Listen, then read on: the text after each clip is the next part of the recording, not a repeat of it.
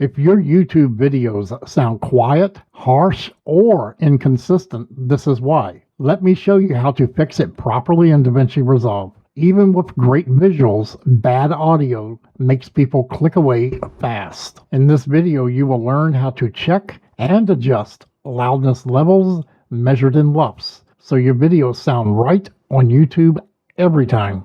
This takes just a few minutes, uses no plugins, and works in the free version of DaVinci. So grab your headphones and let's get started. We've got this open in the edit page here. We're going to switch over to the Fairlight page. If I were to just go ahead and start playing this, and you will see down here in the first volume meter, this is audio track 1. If there was more audio tracks, you would see audio track 1, 2, and 3. This track volume is showing you the variations in the audio for the particular track that you are monitoring. You can think of this volume level or loudness level as a very short-term loudness level, or the loudness level for the given track at that given time. So what I normally do is, before we start doing anything or setting up our loudness levels, what we want to do is set up our project. So we go over to File, Project Settings, and down here in the Fairlight tab, we usually always take our target loudness level and we change the LUFS to whatever it is that we will be using. For YouTube, we always use a -14. We just go ahead and save that. Now what we do is, back in the Fairlight page, we will go over here and we will select the absolute scale. And what that does is it gives us a -14 on our meters. So we're going to go down and we're going to actually select YouTube. And that gives us some headroom here on our meter. So -14 and -8. -14 is highlighted in white, and that is our target. This is the true peak meter. The control room is like the people listening on the other end. And the true peak, we always want that at like -1.0. I usually always aim for a -1.5, and our LUFS is our loudness. Now, to get an idea where we stand, we're going to play this back. But before we do, we're going to hit the reset button and the start button. What that's going to do is it's going to start recording our loudness level. So once we start playing it, we can see that our LUFS, or our loudness level, is bouncing up and down. And this is the average of it. Our integrated loudness level is this area here. And this is our true peak. Like I said before, it's what the actual people are listening to on the other end. This is what the raw sound is. Before you do any adjustments and everything, you want to add in all of your necessary items that you do. So in my case, what I always do is I put in EQ, because we have noise around here, and I just put in an EQ level for the whole video. We're not going to get into the EQ on how to set that up. That would be another video within itself.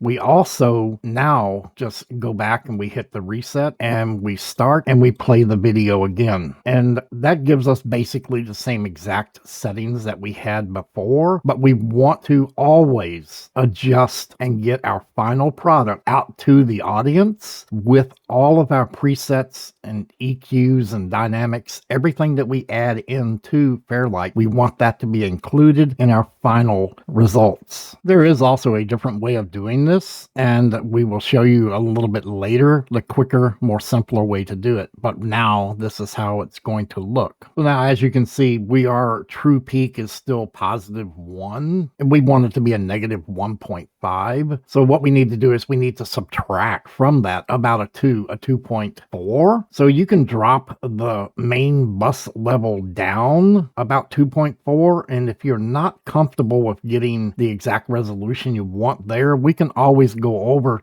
to our bus level here and we can put in a -2.4 there. And now when we reset this and we start the playback again, we can now see that our actually true peak level has dropped down. It's now a -0.3, so we actually need to drop the bus level down again some more, but our LUFS level is falling into place. But we're going to still be over on the true peak, so we're going to adjust that by dropping down this bus level just a little bit more, and we're going to say put it down to -3 this time, and from there we're going to actually just start this and record over again and see what it actually comes up to. So it's negative 1.8 and it's starting to vary a lot. So what we're going to do is we're going to stop that as it is right now, and we're going to address another issue that we can take care of. So what I want to do now is I'm going to put a limiter, and then what that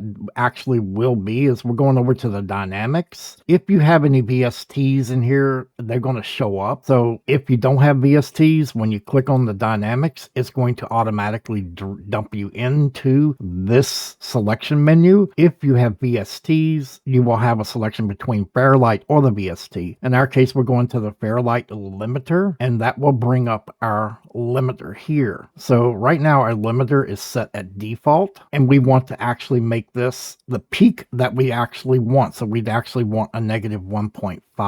And what that will do is while this is playing, you will see that all of the levels are basically trying to be squished and compressed down to 1.5. And anything that goes over that is going to be squashed. So now what you see is we have a true peak at positive 1.8, and our bus level is already a negative 3.0 for that portion of the audio that we've been looking at. So if you wanted to drop this down to say a negative 4.8, that's adding in the positive 1.8 to drop it down. If we were to play this back now and we did the reset and start, you will see that all these true peaks are now fairly much under control. They're way low, but they are not peaking. So now we can just start adjusting it up to get it to where you want the true peak and the LUFS to end up. So as you can see with this down to negative 4, and our true peak is now down to a negative 3.2, so it's still way low. So we're going to change this to a negative 1.8, and we're going to now reset this, and we're going to start it again to see where our true peak is for this portion of the audio. And as you can see, it's right around negative 0.9, and YouTube is looking for a negative 1.0. So we're right in there for that. And our integrated level is a negative 13.2, and YouTube is looking for a negative 14. So it's getting really close to where it should be. You can tweak this in a little bit more, and you can get this dialed in to be a negative 1, or where we go is a negative 1.5, give us some headroom. So I want to show you a different way to do this. It's going to save you a lot more time. It's very quick. It's pretty simple. Like I said, it can save you hours of time depending on how a person approaches trying to level out their audios to be just right. So to do that, first thing that I normally always do is I go into our audio track on the edit page, and you can see it's really bad. We'll always go up to normalize audio levels, click on that, and we select what it is that you're looking for. In our case, it's YouTube, and we're going to normalize that. We normalize the whole thing. If you got different tracks broken up, so like if, for example, you have this track here broken up, and now you do the normalize audio, you want to select all the tracks, normalize the audio levels, and we want to do independent. What independent does is it takes this track and looks at the high peak and the low peak and settles this portion of the cut to that. And it does the same for the other portion. So if you have multiple different audios, it tries to level all those different clips to the same. So we normalize that. Then we go back over to the Fairlight page.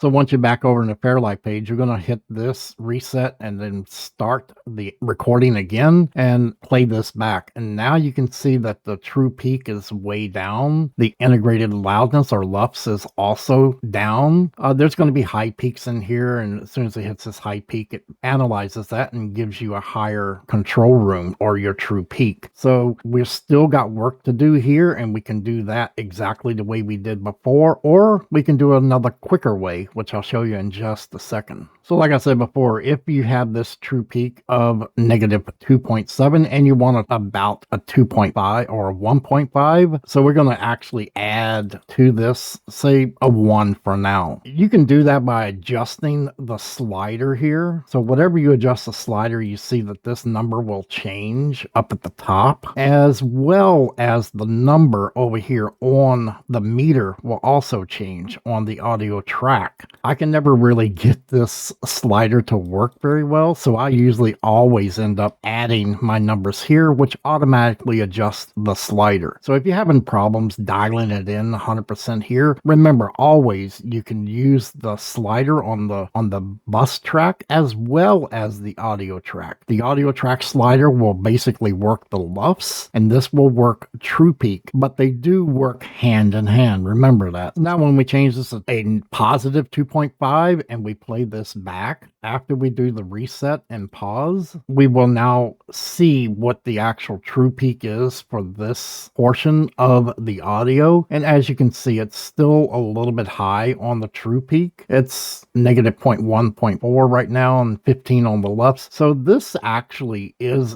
good enough to go to YouTube. They will not compress it. Your audio will not sound bad. So if we were to stop this and we actually draw this back out a little bit, you see we haven't gone through the whole audio track yet. If you don't want to spend the time going through the whole audio track, I will show you a way here that will make it so that you can go through this really quick, simple, and relatively very fast. So to make this a little bit more simpler for you, what you do is after you normalize your audio on the edit page, we go over to the timeline.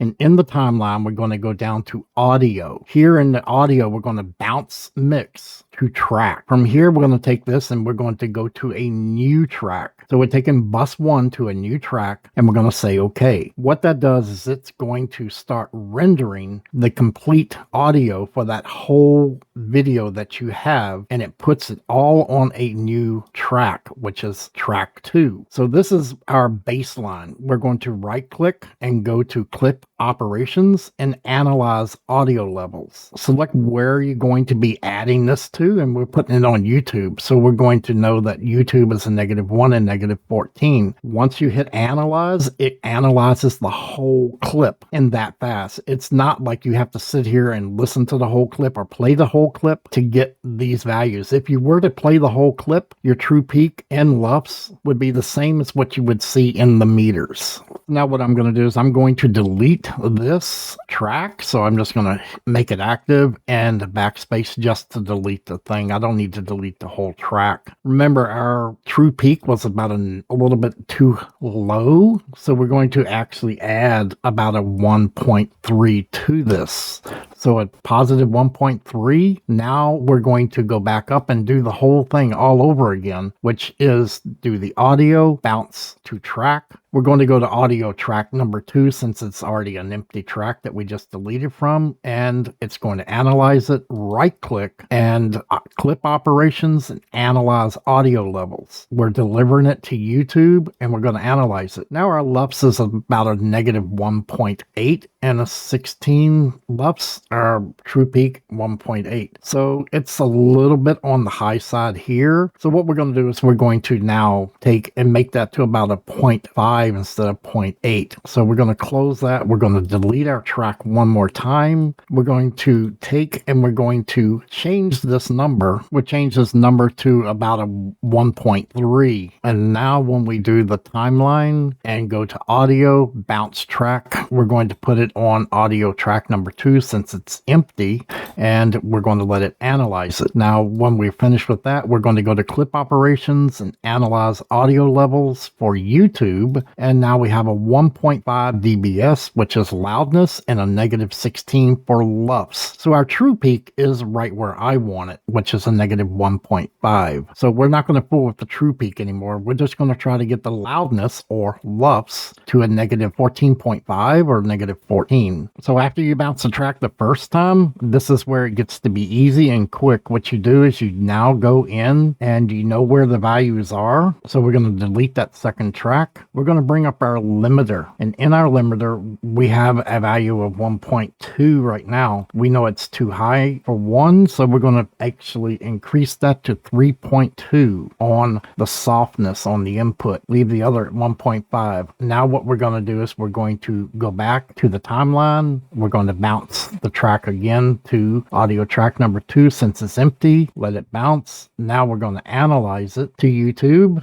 and once it is analyzed, you have have to remember, anytime you're doing this, you have to delete that track before you create a new one. So now our loudness is 1.6 and negative 14. So for us, I like a true peak of 1.5 and 14 to 14.5. So this is perfect to be delivered to YouTube as it sits right now. So we can just delete this track, and if we were to play this back and we reset all of this, by the time the whole clip is played, it's going to end up with the same values of 14 and negative 1.7. So that's going to be the easiest way to do this, is to use the limiter. And once you use this limiter, you can use it while it is running, while you're actually playing. You can move this input value up and down until you get the loudness and the true peak dialed in to where you need it. And that's very, very simple. All you do is just go in, you normalize the audio levels, go into Fairlight, you bounce the track. And once you bounce the track to the new empty spot, you delete that after you analyze it. And once you analyze the clip, you get your markings for where it's going to be going on to YouTube. So it's really quick and simple this way. You don't have to cut up your clips. You don't have to normalize every single section. You just go in, and now you got your true peak and loudness right where you want it for YouTube. Hope this really helped a little bit. It can save you a lot of time in the long run. So everybody enjoy and have a good day.